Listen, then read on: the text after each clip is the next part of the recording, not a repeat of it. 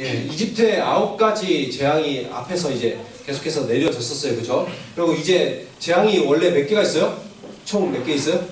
10개가 있죠. 그죠? 10개가 있으면 이제 한 가지 재앙이 남았는데, 이 한 가지 재앙은 사람이든지 가축이든지 할 것 없이 첫째는 다 죽는 거예요. 여러분 여기서 첫째 있어요? 첫째? 첫째 손 들어보. 내가 집에 첫째다.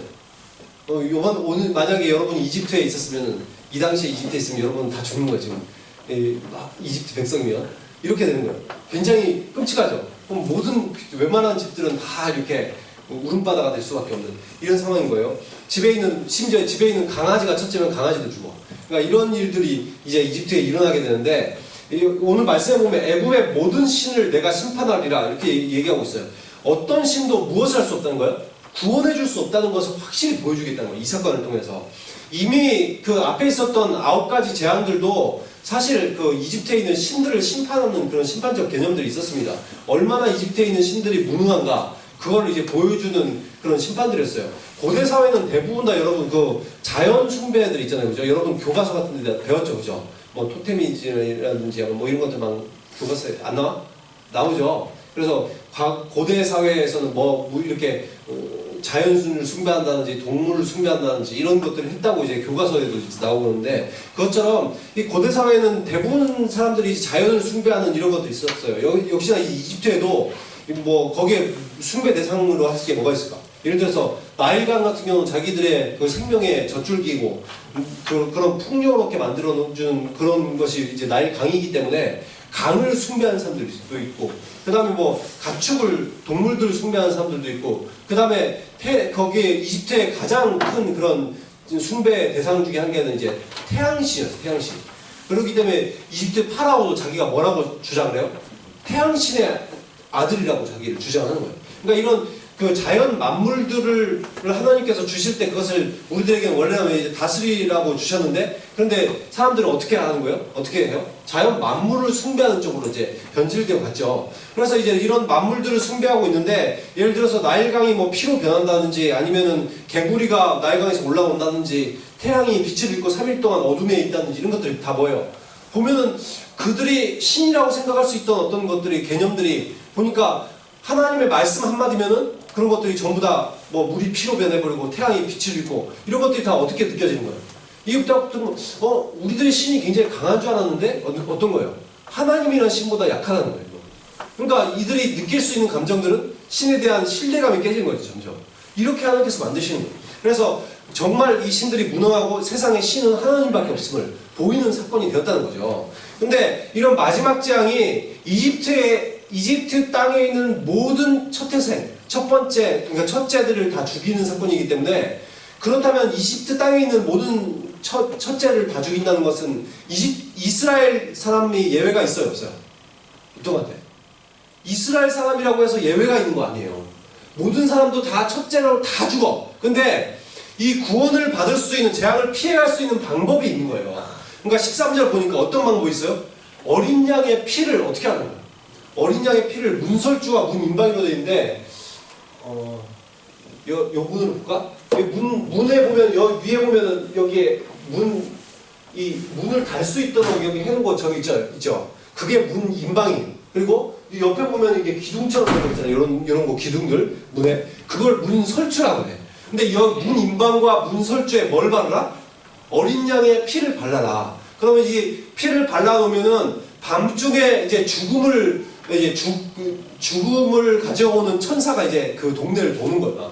도면서 집집마다 다 사람들을 죽일 건데, 첫째와 뭐 우리 집에 있는 소도 첫째면 죽이고, 개도 첫째면 죽이고, 나도 첫째면 죽이고, 다 죽여요. 그래서 다 죽이는데, 그 단지 무엇을 보면 피해 나간다는 거예요? 그 문설주와 인방에 어린 양의 피가 발라져 있는 것을 보면은 그 집은 죽음이 넘어가게 할 것이다. 이것이 죽음을, 지금 재앙을 피해갈 수 있는 유일한 방법이라는 거죠. 여러분, 희생양이라는 얘기 들어봤죠? 희생양. 뭐 보면 누구를 희생양으로 삼자 막 이런 얘기 하는, 막 영화 같은 데 보면 누구를 희생양으로 삼고 막 이런 것들 많이 나오잖아요. 그죠? 이 희생양이라는 말이 여기서 나온 거예요. 희생양으로 인해서 더 이상 어떻게 되는 거예요? 그 집에 죽음이 임하지 않는 거예요. 근데 여기서 놀라운 것은 이 사람들이 조건이 뭐였어요? 이집트 사람이라고 무조건 멸하는 거예요? 이집트 사람이면 무조건 죽여요? 그렇지가 않아요. 그죠? 이집트 사람이라고 다 죽이는 게 아니에요. 그럼 이스라엘 백성이면 다 구원받아요? 이스라엘 백성이라고 해서 다 구원받는 게 아니에요. 조건은 뭐예요? 이스라엘 백성이냐 이집트 사람이냐 이게 아니라 조건은 단 한 개. 뭐였어? 어린 양의 피를 문설주야 인방에 발랐느냐 안 발랐느냐예요. 그래서 누구든지 다 문설주와 문인방에 어린 양의 피를 바르면 멸망하지 않고 죽지 않고 바르지 않으면 그 사람들은 다 죽게 되는 거예요. 그러니까 이 조건이 이 이집트 사람이 아니냐 뭐 아니면 착한 일하냐 아니냐 이런 조건이 하나도 필요 없이 그냥 어린 양의 피를 발랐냐 안 발랐냐 이게 조건이라는 거예요. 이렇게 하나님께서 차별 없이 누구나 구원해 주시는 이유는 모든 사람들이 하나님께서 구원받기 원하시는 거예요. 그래서 예레미야 29장 11절에도 이런 말씀이 나와있죠. 너희를 향한 나의 생각을 내가 안 하니 평안이요 재앙이 아니니라. 너희에게 미래와 희망을 주는 것입니다. 하나님께서는 우리를 재앙을 주기를 원하신다? 안 원하신다? 안 원하신다는 거예요. 누구나 구원하시고 평강을 주기를 원하셔요. 누구나 미래와 희망을 주기를 원하셔. 그런데 하나님의 말씀에 순종하지 않으면 이 사람들에게 무엇이 기다리고 있어요? 재앙이 기다리고 있는 거예요. 근데 하나님 말씀에 순종하면 그 사람들에게는 평강이 있는 거예요. 그것을 이제 말씀하는 거죠. 이렇게 누구나 구원하기를 원하셔서 하나님께서는 다른 어떠한 뭐 착하게 살면 내가 구원해 주겠다. 아니면 이집트 사람이 되어야 구원해 주겠다. 이런 조건이 아니라 어린 양의 피만 바르면 구원해 주겠다. 이런 조건을 하는 거예요. 그런데 이 어린 양의 피를 바르면 죽음이 넘어가는 것이 사실 무엇을 상징하고 있어요? 여러분 무엇을 상징하는 것 같아요? 이게 무엇을 상징해요? 1500년 뒤에 이때로부터 1500년 뒤에 오시게 될 예수 그리스도를 상징하는 거예요. 예수 그리스도께서 우리를 대신해서 십자가에 달려 죽으셨잖아요. 그죠? 그러면 예수 그리스도의 피에 의지하면 어떻게 해주시겠다는 거예요? 그러면 구원해 주시겠다는 거예요. 여기다가 문설주와 문인방에다가 어린 양의 피를 바르는 것처럼 그래서 세례요한이 뭐라고 해요? 예수님이 지나갈 때 보라 세상 짐을 지고 가는 어린 양이로다 라고 얘기를 하는 거잖아요. 예수님이 이 6월절 어린 양과 같이 우리를 대신해서 피를 흘리셨어요. 그죠? 희생양이 되셨어요. 그러면 그 피를 발라진 사람들은 어떻게 된다는 거예요? 죽음에서 넘어가게 된다는 거예요. 구원의 조건이 뭐예요? 우리들이 뭐 착하게 살아라, 아니면 뭐 율법을 다 지켜라, 아니면은 유대인으로 개종을 해라, 이런 게 아니라 조건 단 한 게 뭐예요? 예수 그리스도의 보혈에 의지하는가. 그것이 조건이 되고 있다는 거예요. 그것이 지금 6월절과 예수 그리스도와 같은 점이죠.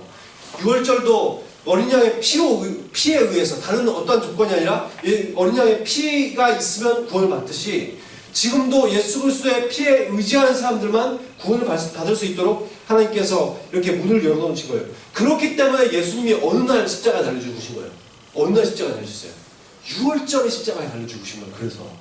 그래서 1500년 예수님 오시기 전에 1500년 전 지금으로부터 3500년 전에 이 6월절 사건이 있고 나서 이것을 통해서 장차 메시아가 오게 될 것인데 그 메시아가 너희를 대신해서 죽게 될 것이다. 그래서 구약의 사람들은 무엇을 바라보며 살아가는 사람이었어요? 장차 오실 예수 그리스도, 우리를 위해서 대신 죽으실 예수 그리스도를 바라보는 믿음으로 살아가는 사람이 구약 백성이었어요. 구약 백성도 율법을 지켜 구원받는 게 아니고 이 장차 오실 예수 그리스도의 보혈에 의지하는 믿음으로 그 사람들이 구원을 받은 거야. 그리고 지금 살아가는 이 신약에 살아가는 모든 사람들은 무엇을 구원을 받는 거예요? 이미 오셔서 우리를 위해서 십자가에 달려 죽으신 예수 그리스도, 이미 오신 예수 그리스도를 믿는 믿음으로 구원을 받는 거예요. 그래서 똑같이 구약 백성이나 신약 백성이나 무엇으로 구원을 받아요? 예수 그리스도의 보혈에 의지하는 사람들이 구원을 받는 거예요.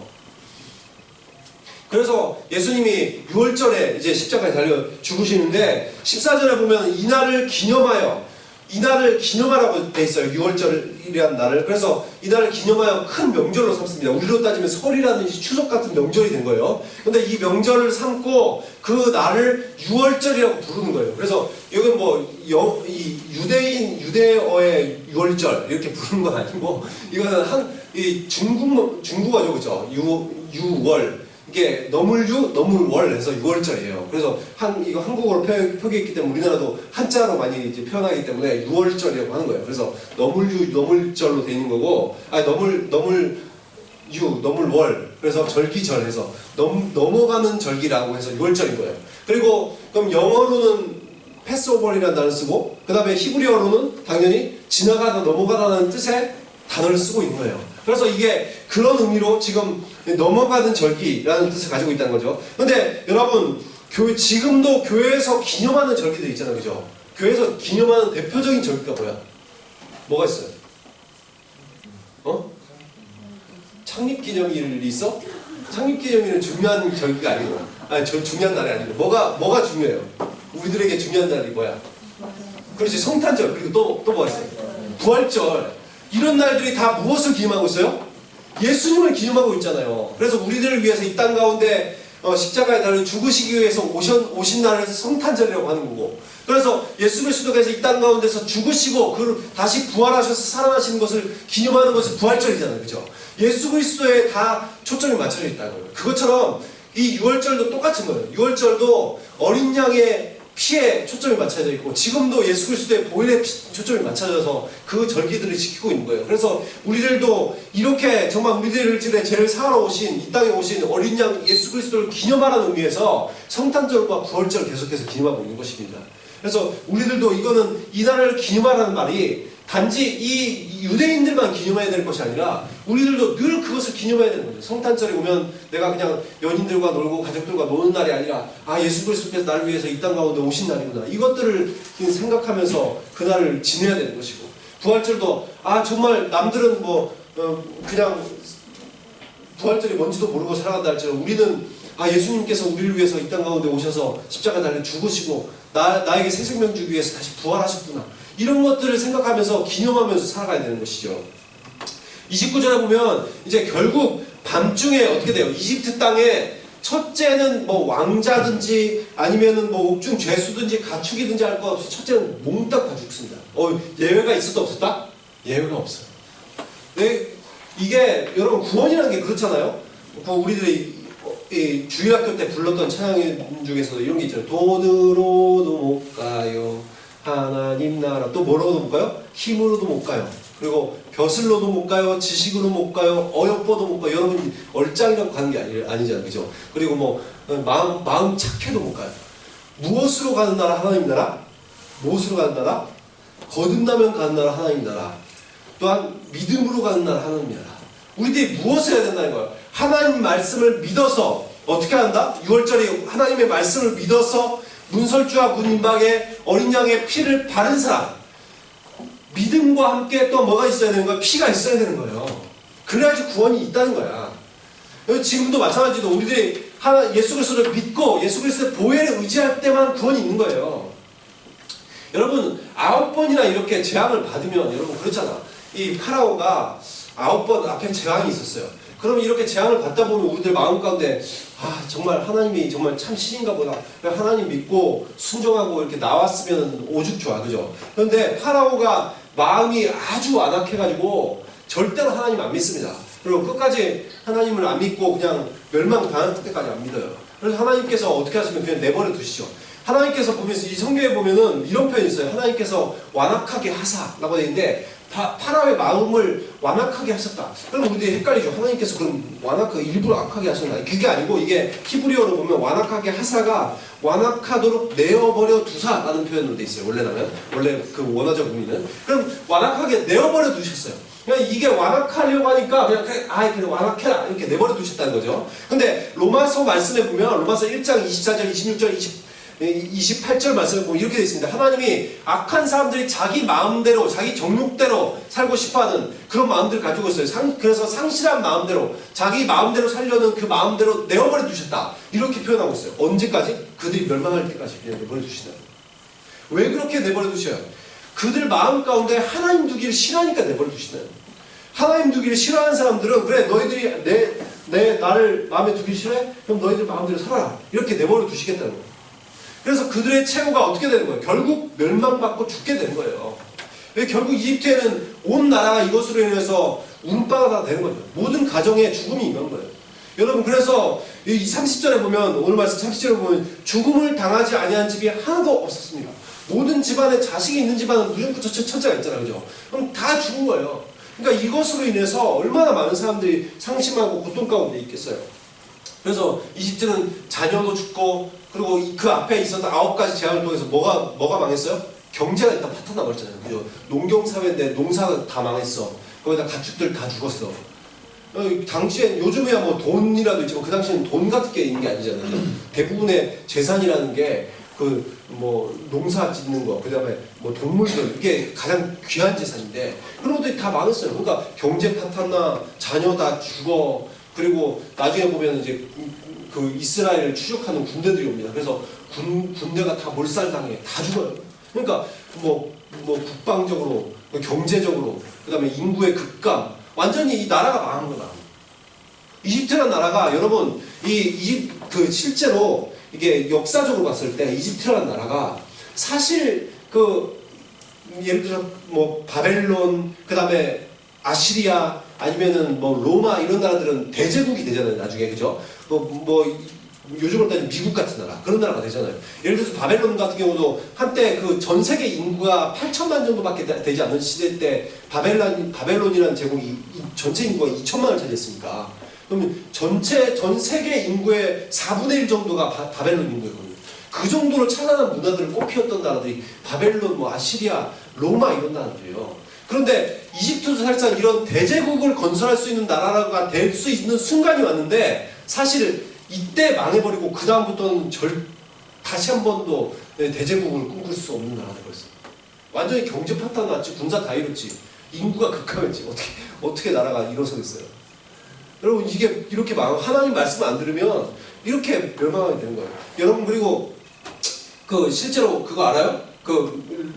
이스라엘 쫓던 그런 전차라든지 이런 것들이 나중에 보면 홍해 바다에 다 빠지잖아요, 그죠? 그것들이 그거 발견이 됐어요.